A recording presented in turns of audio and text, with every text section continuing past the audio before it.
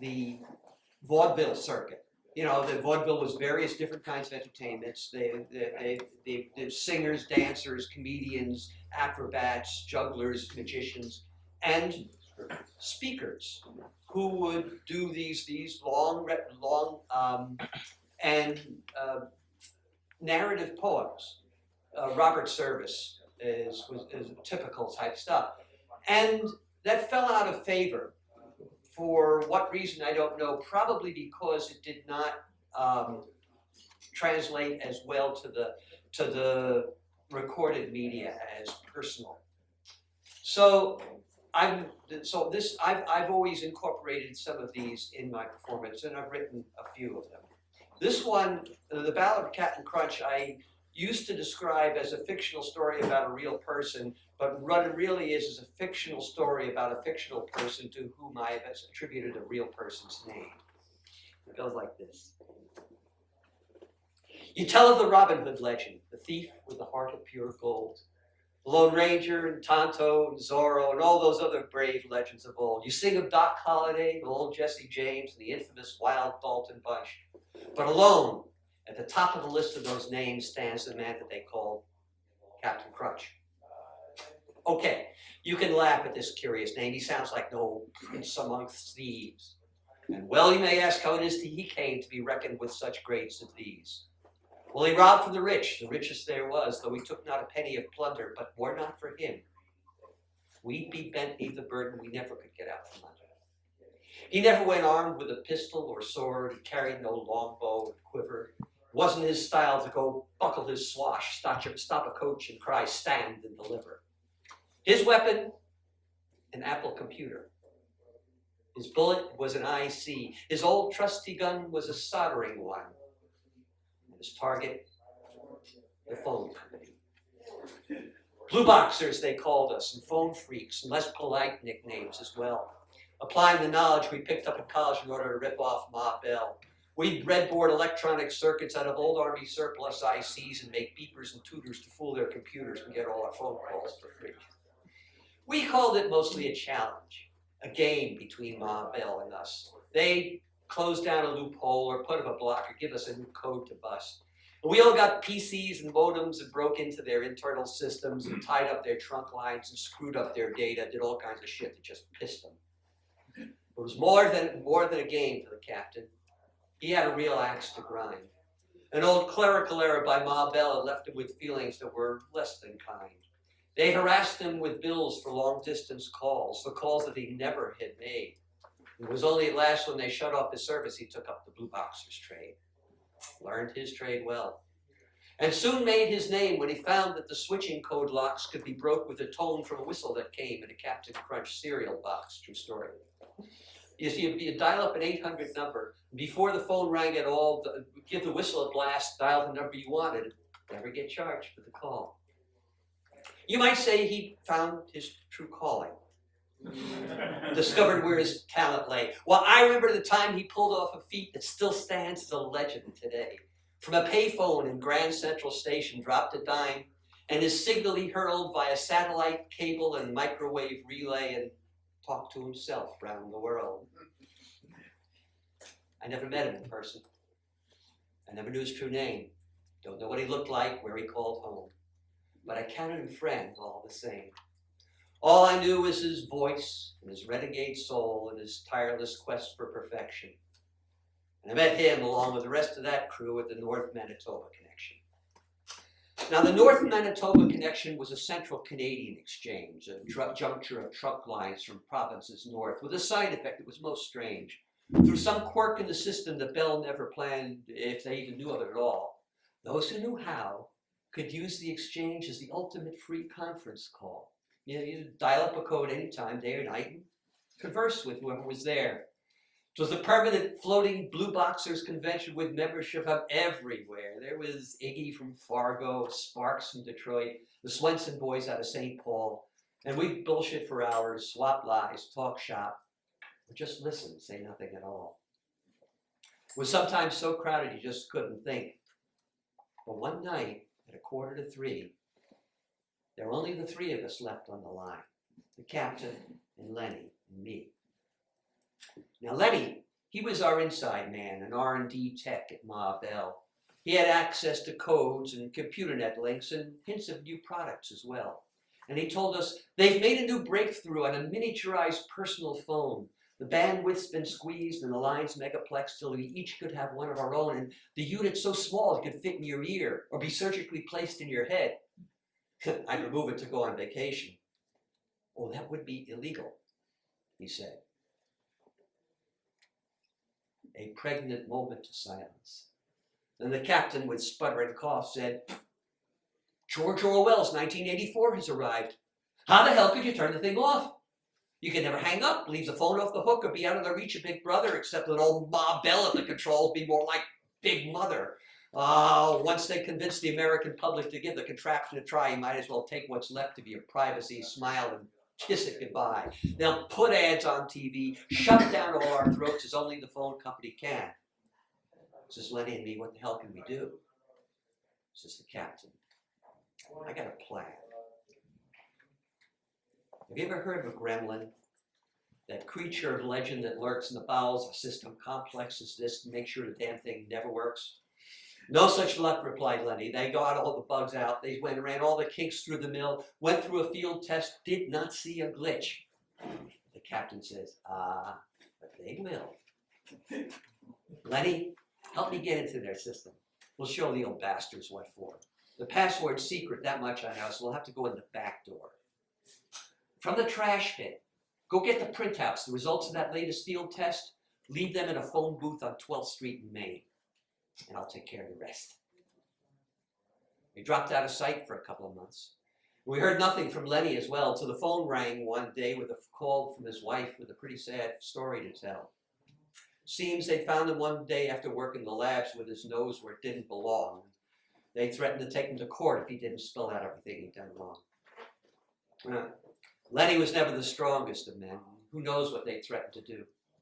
But they wrung out of him every secret technique, every blue boxer's trick that he knew, and then they fired his ass, left him out in the street, turned their energies in our direction. And their very first move was to be to shut down the North Manitoba connection. That news hit us hard. It's surprising to find how important those little things are. It's as if they had bulldozed the house you grew up in or shut down your favorite bar. And us phone freaks are hermits for the most part, except within our own little clan. And the exchange was the bridge twixt our personal island, our one link with our fellow man. On the evening the shutdown was scheduled, the entire contingent was there. We didn't talk much, not much to say, just a feeling of gloom in the air. And one after another, each voice went dead. As the lines, one after another, as the lines each were pulled, one voice then another went dead. And more than one throat was constricted in tears as our last goodbyes, it was said. Till abruptly, my phone became silent. With the silence can only be known by the deaf, or survivors of nuclear blast, or a man with a dead telephone. And to the silence I whispered forever farewell, though I knew that no one could have heard. And the silence replied in a voice that I knew. Oh, forever is so strong a word. Captain? My God. How are you? Where you been gone all this time? And how'd you manage to tap in the circuit after they pulled out the line? Better not ask how I've been, he replied. Better not ask how I am, he replied, and better not ask where I've been. Suffice it to say that I fixed it so when they locked you out, they locked me in. You might say I no longer reside on this world, no longer live under your plane. But the trillion connections twixt billions of phones form a system complex as man's brain. And now I'm part of that system. A meld of computer and mind. You could say I'm the phone company's conscience, and I'll see to it they toe the line. Gotta go now, can't keep this line open much more. And his voice faded out to a hiss. And I sat in the dark, dead phone in my hand, left alone, contemplating on this. In a way it's fitting, the way he would choose. Things worked out just as they should. He's gone off to Blue Boxer's heaven. tapped into the system for good. Well, you know the rest of the story. The facts are no longer in doubt. Perhaps you subscribed to the personal phone when the newfangled thing first came out, and it never did work. It would scream in your ear or hung up in the middle of calls. And now you all know that was just Captain Crunch grabbing old Mother Bell by the balls. And it's been a few years since they closed the exchange and the captain set off on his own. We've since seen divestiture, Sprint, MCI, boy that dates it, doesn't it? And the $10 Japanese phone. And when I dial up his line, the recorded voice tells me, "This number is no longer in service." But I know he keeps vigil, and I know he keeps watch, and I know he still makes Ma Bell nervous. Because sometimes when talking to answering machines, or sometimes when I'm on hold, this voice will come through to me faint, but distinct. A voice I remember of old. And you tell me that's leaked through from some other line. I don't know. That's him talking to me. It's old Captain Crunch keeping watch on Ma Bell, the soul of the phone company.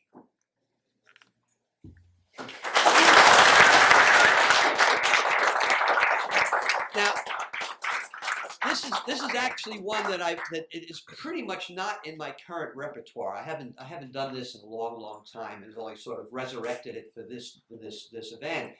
But in going over it, I'm noticing this is like written in 1983, prior to chat rooms, prior to cell phones, prior to what else did I come across that was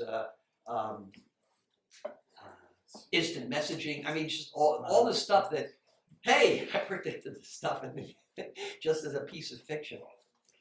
I'll do you one more, and if I have time, two. This one, as I was saying, my day job is that of an engineer. This is going to be a little awkward here. We'll see. My day job is that of an engineer, and my essentially other job, night job, is that of a folk musician. So when I started writing these things, I tended to choose techie topics for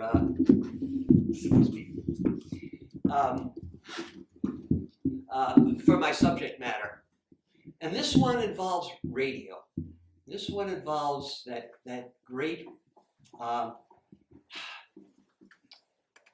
Camelot of commercial radio in the late 60s, when FM technology was finally to a commercial standpoint, and it was primarily an audiophiles and classical music medium. But the radio stations knew that there was the coming technology, and they all rushed to get transmitters well before there were many people with receivers, that they were FM receivers. So the radio stations did a remarkable thing. They hired musically knowledgeable, intelligent people to run the FM stations. They said, play stuff, have fun, which issued in this era of freeform radio that was just magnificent listening. There was some crummy stuff too, but with the freedom of a true artist and a really good programmer, it was just, you could just sit there mesmerized for hours on end.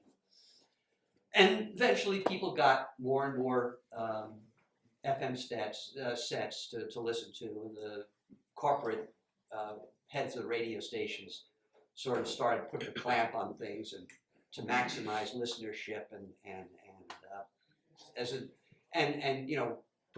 put limitations on what they could play. And that era slowly drew to a close, which led to this piece called The Ballad of the Sandman. When the broadcast room's a living tomb of cracked acoustic tiles, and you're left alone with your microphone and your playlist and your dials, and the hands upon the studio clock past midnight creep towards 1, it's time to take the air once more, and the graveyard shift's begun. The day shift and the engineers have all left hours ago. You close the heavy soundproof door and set your board aglow. Cue the first 2 records up, settle in your chair, uncap and snap the transmit switch, and You're on the air.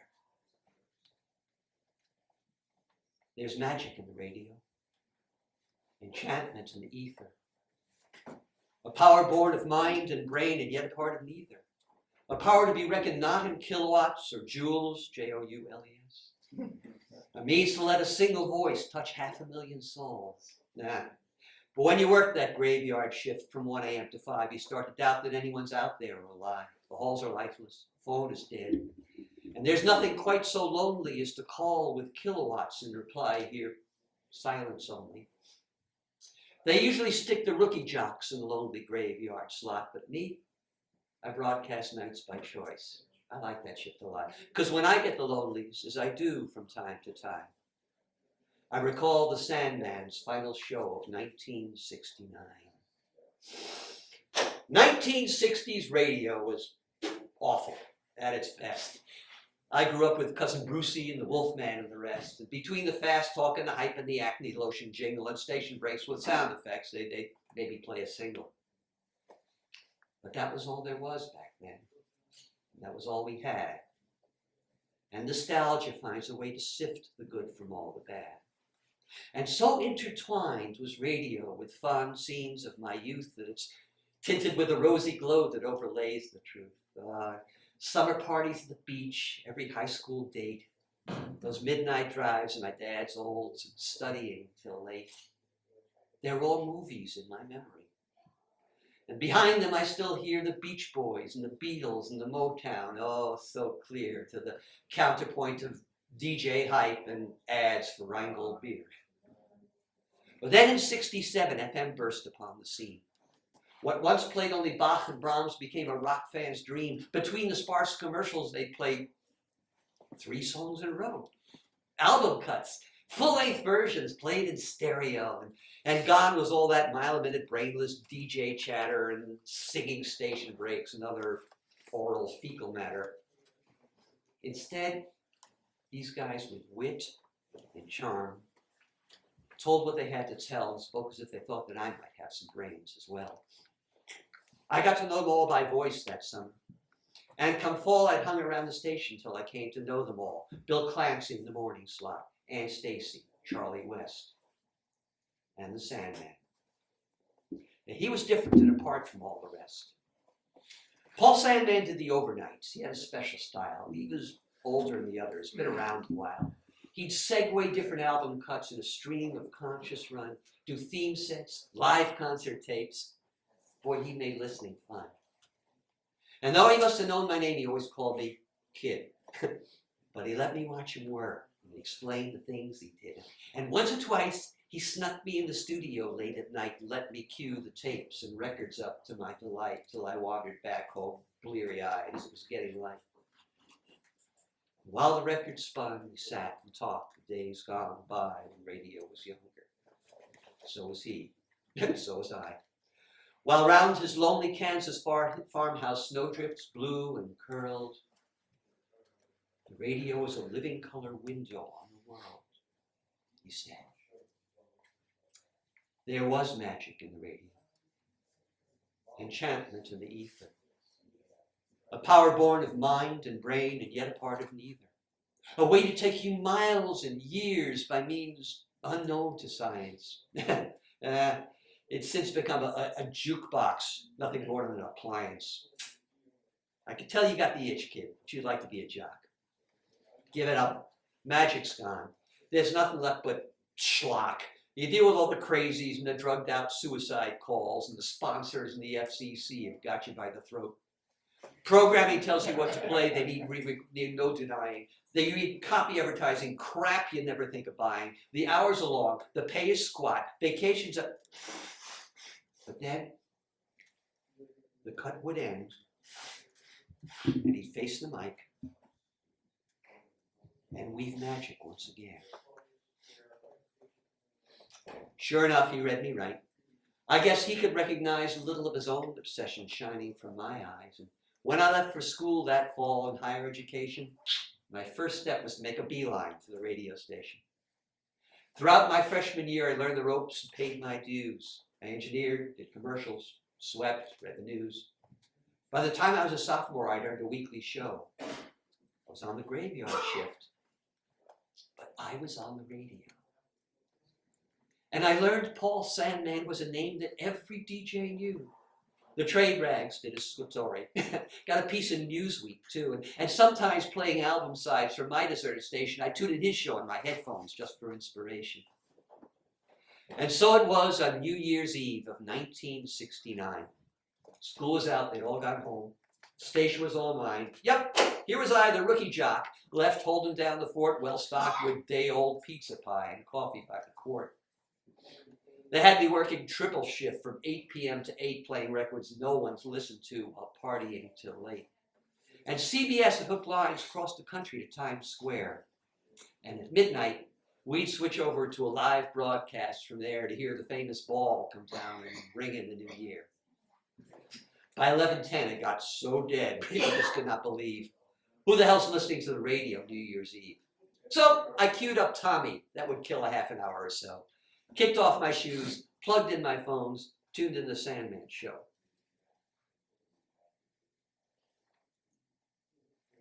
Something's different. Something's wrong. I knew right off the bat. He's playing straight top 40. His voice is sounding flat. There's dead air between his cuts. His spots all run too long. Inside of 15 minutes, I knew something there was wrong. I let him start a record and dialed up his private line. He answered with his call letters, and I replied with mine. Hey, hiya, kid. Hey, tell me, ain't you got a better way to spend your New Year's Eve with some busted-down DJ? Heck no, I'm on the air myself. I got lots of time, and I listen to your show because it's better far than mine. But tell me, Sandman, what's with you? Is everything all right? It seems to me as if you're somewhat off your stride tonight. Everything is not all right, he answered with a frown. The Arbitron reports came out and our ratings have gone down. And Harry Stein in programming's determined that the way to get the ratings back on top is dictate what I play. So here I sit with list in hand that says at 10:15 I should play the Righteous Brothers, followed by the Cream, and then a public service spot, and then some Moby Grape. They don't need a DJ to put this crap on tape. It's December 31st. The year is coming to an end, and with it ends a decade. And an era too, my friend. And in 27 minutes, I'll switch over to Times Square. When I return in 70, you tune in if you care to hear how good the radio could be, if it would dare. He broke off at that moment to cue up another platter. I said goodbye. The Who were almost finished for that matter. And exactly 27 minutes later, more or less, on cue, I flipped the switch to hook us in with CBS. And while thousands in New York bade fond farewell to 69, and Guy Lombardo and his orchestra played Auld Lang Syne, I raised my slice of pizza in salute to the new year. And once more to the Sandman at the end of his career. When the network show was over with, I went back on mic. I did some inane comment about the future and the like. Did a station break, queued a record up, and then plugged my headphones in and tuned the Sandman in again. Welcome, he began, to 1970 radio. You've noticed in the past a certain blandness to this show? Seems Harry Stein's determined what your music taste should be. Well, fuck you, Mr. Harry Stein, and fuck the FCC. I've had my fill of radio. This here's my final hour, but the door's locked and bolted, and I'm on internal power, and I suppose they'll find a way to get me out eventually. But until then, you'll see how good the radio could be. And then the music started, and the magic came on strong, and how the sequence brought to light a hidden meaning to each song. Where he got those tapes and records, I'll never know. Old favorites I'd forgotten, live recordings from some show. You can't get anything you want at Alice's restaurant. And you can't always get what you want. Where have all the flowers gone? The do-run, run, run, the do-run. The Beatles singing German, Dixieland on 78s, Benny Goodman, Walter Carlos, Bessie Smith, the Roommates. This is more than playing records. This is genius. This is art. And this is something all should hear, and damn, I'll do my part. I open the equipment cart and stowed beneath the board, rummage through the junk there till I find the proper cord, patch headphone out to preamp and adjust the input power, and the Sandman show gets relayed out through our antenna tower. I reach out to the telephone, dialing WBVA, and it's answered there by Sharon Smith, their overnight DJ. Hey Sharon, Paul Sandman's just flipped Harry Stein the bird, putting out the best damn radio you've ever heard. And there's a brotherhood amongst the radio voices of the night. They stand behind a fellow jock. They see he's in a fight. Sharon had to listen but a moment, then was gone to find a patch cord of her own to send the Sandman on. And then the phones that long I thought were dead began to light as the calls came in from miles around from listening to the night. Whence comes this wondrous music, they would ask, and I would smile. And how come I pick it up on every station, the dial? And through the night, the signal spread from station onto station as DJ sent the Sandman and his magic across the nation, till Sharon called me, laughing, shouting like she was on fire, saying, listen, someone's put the Sandman on the network wire. Well, that's right, the lines to New York were still hooked nationwide. I flipped the switch till the stand and laughed until I cried. The Sandman must have reached some hero New York engineer who put him on the wire for the whole damn world to hear. There was magic in the air that night, enchantment in the ether, a power born of craft and pride, and so much more than either. And all across the country sat the overnight hardcore and shared the Sandman's magic, till at 20 after 4 he stopped to say goodbye as they were breaking down the door. New Year's Day dawned cold and gray with just a touch of sleep. Many a jock by 9 o'clock found himself on the street. Me, I came off cheap. A reprimand was all I got. But New Year's night, a new voice broadcast from the Sandman slot. And since that night, the radio's become my occupation. And now a big shot DJ at a major FM station. When the hours start to drag and the night's going slow, I cue up an album side, crank up my headphone stereo, and tune into the Sandman, now on satellite radio. And when the broadcast room's a living tomb of cracked acoustic tiles, and you're left alone with your microphone and your playlist and your dials, though the airwaves seem a graveyard of lifeless whitened bone, there's always someone listening that you're really not alone.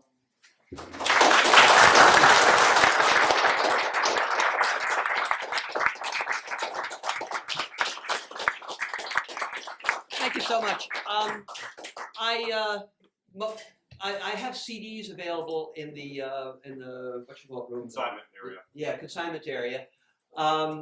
Most of them, like most of my performance, is musical, but there are spoken stuff on all of them. Sandman's on the modern folk musician.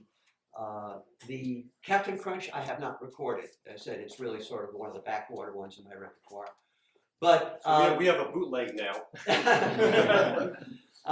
And if anybody would be interested in seeing me in performance, I can put you on my mailing list. Come talk to me outside the room. And thank you for listening.